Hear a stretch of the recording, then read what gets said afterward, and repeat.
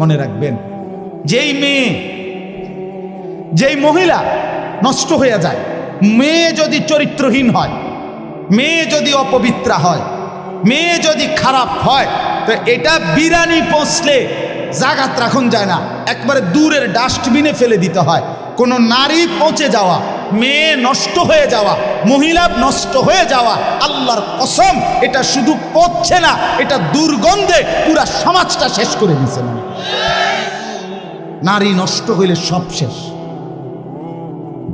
ভাত ফুরান হইলে রাতের ভাত সকালে ফানিত ভিজাইয়া খাওয়া যায়, তো বেডি নষ্ট হইলে এটারে আর জাগাত রাখা যায়। যে মেয়ে বেহায়া দুশ্চরিত্রা, যে মেয়ে কোনো হারাম প্রেমে ঢুকে গেছে, যে মহিলা বিবাহিতা কোনো পরকীয়ায় আসক্ত, মনে করেন ওই সমাজও শেষ, ওই ঘরও শেষ, ওই স্বামীর জিন্দিগিও শেষ, ঘরটাই তখন জাহান্নামের টুকরা।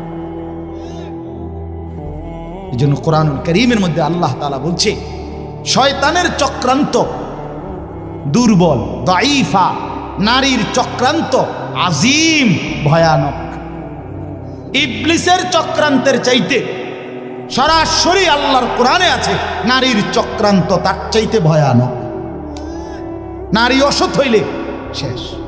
বেড়ি যদি সিদ্ধান্ত নেয়, এই জামাই তোরে বেড়া আমি তোর বাপের লগে, মাল লগে, দেবর ননদের লগে তুই কেমনে থাকস, আমি বেড়ি বাচ্চা দেখতে দেখা দিতাম না, তো মনে করেন শেষ। বুঝেন নি? মহিলা যদি সিদ্ধান্ত নেয় আমি আমার জামাইয়ের আপন মা বাবার সাথে, জামাইয়ের ভাই বোনের সাথে চলতে দিব না, তো এর চাইতে দুর্ভোগ আর লাঞ্ছনা ওই ফ্যামিলিতে আর হয় না। এই জন্য মাদের ইসলাহ খুব দরকার, বোনদের ইসলাহ খুব দরকার, নারীর সংশোধন খুব দরকার। কোরআনুল কারীমে আছে, ইন্নামা ইউরিদুল্লাহু লিইউযহিবা আনকুমুর রিজসা আহলাল বাইত। আল্লাহ বলে, নারী তোমাকে আমি বললাম, মুসলিম নারী, ওয়াকারনা ফি বুয়ুতিকুন্না, তুমি ঘরে অবস্থান করো, ওয়ালা তাবাররাজনা তাবাররুজাল জাহিলিয়াতিল উলা, তুমি বেপর্দা বাহিরে ভিন নারী, অসভ্য নারী, জাহেল মূর্খ নারীদের মতো বের হইও না। 3 ওয়া আকিমনাস সালাহ, আল্লাহ বলছে কোরআনে, নারী তুমি 5 ওয়াক্ত নামাজ পড়ো, ওয়া আতিনাজ যাকাত, বছর শেষে হিসাব করে তোমার স্বর্ণ রৌপ্য গহনা অলংকারের যাকাত প্রদান করো। আর 5 নাম্বার, ওয়া আতিইনাল্লাহ ওয়া রাসূলা, আল্লাহ এবং রাসূলের আনুগত্য করো। আল্লাহ বলে, নারী কেন বললাম? এ আল্লাহ তখন বলছে, আমি আল্লাহ চাই তুমি নারীর মাধ্যমে তোমার পুরা ঘরটাকে পবিত্র করে দিতে। যে নারী নামাজি, যে নারী চরিত্রবান, কসম আল্লাহ সে ঘর পুরা পবিত্র হয়েছে। আল্লাহ আমাদের বোনদেরকে তৌফিক দান করেন, আল্লাহ আমাদের মাদেরকে তৌফিক দান করেন। হ্যাঁ বাপ, আপনারা যত্নবান হন। আমি প্রত্যেক দিন বলি, খাট পালং আর সোফা, ফার্নিচার আর দালান বিল্ডিং, টাইলস আর বাথরুম, এটা আপনার জিন্দিগির কামিয়াবি না। আপনার স্ত্রী সন্তানের ঈমান, আপনার স্ত্রী সন্তানের নামাজ, আপনার স্ত্রী সন্তানের পর্দা, আপনার স্ত্রী সন্তানের কোরআন, আপনার স্ত্রী সন্তানের হালাল হারাম মেনে চলা, আল্লাহর কসম এটাই আপনার সংসার, এর মধ্যেই আপনার সফলতা, এর মধ্যেই আপনার জান্নাত, এর মধ্যেই আপনার পরকালের মুক্তি। আল্লাহ বুঝার তৌফিক দান করেন। শেষটা হইল আখিরাত, এটাই শুধু তর্জমা বললে আপনারা বুঝে ফেলেন। শেষ এক হইল জীবনের সব কিছু আমার হবে কার থেকে, আর জীবনের সব কিছু আমাকে সাজাইতে হবে কার মতো? সহজ বুঝলেন না? আর রয়েছে কি? আমার জিন্দিগির আল্লাহকে সবসময় স্মরণ রাখা, রসুলুল্লাহর মতো জীবন গড়া। কেন কেন এগুলো দরকার? কেন? ভাত মাছ চাল ডাল দালান বিল্ডিং করার জন্য না, আখিরাতের জন্য। আমার কবর, আমার হাসর, আমার মিজান, আমার ফুলসেরাত, আমার পরকাল, আমার আখিরাত, আমার জান্নাত, আমার জাহান্নাম থেকে মুক্তি, এর জন্য আমাকে তাওহীদ ঠিক রাখা, রাসূলুল্লাহর অনুসরণ ঠিক রাখা, এটা জরুরি। তাহলে আমার জীবনের 3টা জিনিস, তাওহীদ, রিসালাত, আখিরাত।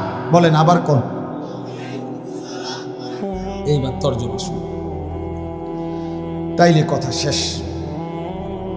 আল্লাহ তাআলা বলেন, বিসমিল্লাহির রহমানির রহিম, কোরআনুল কারীমের 75 নম্বর আয়াত।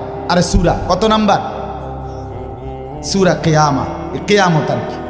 আল্লাহ তাআলা বলেন লা উকসিমু বিয়াউমিল কিয়ামা, আমি আল্লাহ কসম করছি কিয়ামত দিবসে। আমি কসম করছি বান্দা, আমি কসম করে বলছি কিয়ামত নিশ্চিত।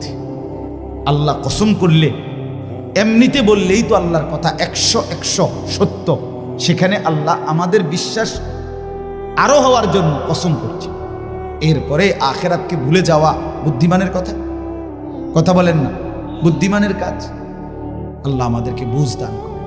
ওয়ালা উকসিমু বিন-নাফসিল লাওয়ামা, আল্লাহ বলেন 2 নম্বরে আমি আরো কসম করছি ওই অন্তরের, যেই অন্তর মানুষকে গুনাহের প্রতি তিরস্কার করে, নেক কাজের প্রতি আহ্বান।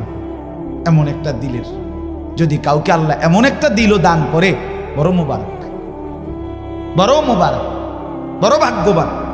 এটাকে নফসে মুমিনাও বলে, নফসে লাওয়ামাকে। মানুষের ভিতরের এই প্রবৃত্তি, মানে আমাদের ভেতরের চাহিদা, প্রত্যেকের ভিতরে এই চাহিদা, এই নিয়ামতটা যদি না থাকতো দুনিয়া চলতো না। দুনিয়া চল, আপনি বইয়া রয়েছেন কি ওড়ো না, মনে হয় না, বাদ গাইতে না, মনে হয় না, চলো না আইটে না, ভাল লাগে আপনি সাদা কথা ঠিক কিনা বলেন না কেন? মানে এইটা যদি না থাকতো ভিতরে প্রবৃত্তি, চাহিদা, সব তস্তস হয়ে যেত, সব তস্তস হয়ে যেত। তো এই প্রত্যেক মানুষের নফস, ভিতরের চাহিদা, নফস এটা 3 প্রকার। কয় প্রকার? 3। প্রথম, প্রত্যেক আত্মার প্রথম চাহিদা গুনাহের দিকে আহ্বান। মন প্রথম চায় গুনাহ করতে, মন প্রথম চায় অলসতা, মন প্রথম চায় অবহেলা, মন প্রথম চায় নাফরমানি, মন প্রথম চায় অবাধ্য। 60 বছর যার ফজরের নামাজ কাজা হয় নাই, ওই ব্যক্তির মনেও প্রথম শয়তান অথবা নফস তাকে ধোকা দেয়। আচ্ছা উঠতে আরি, সবসময় তো রাহো না। ইন্নান নাফসা লাআম্মারাতুম বিসসু, প্রত্যেক মানুষের অন্তর প্রথম গুনার দিকে আমন্ত্রণ করে। কিসের দিকে? এটাকে বলা হয় আপনার প্রথম নফসে আম্মারা, যেটা গুনার দিকে ডাকে।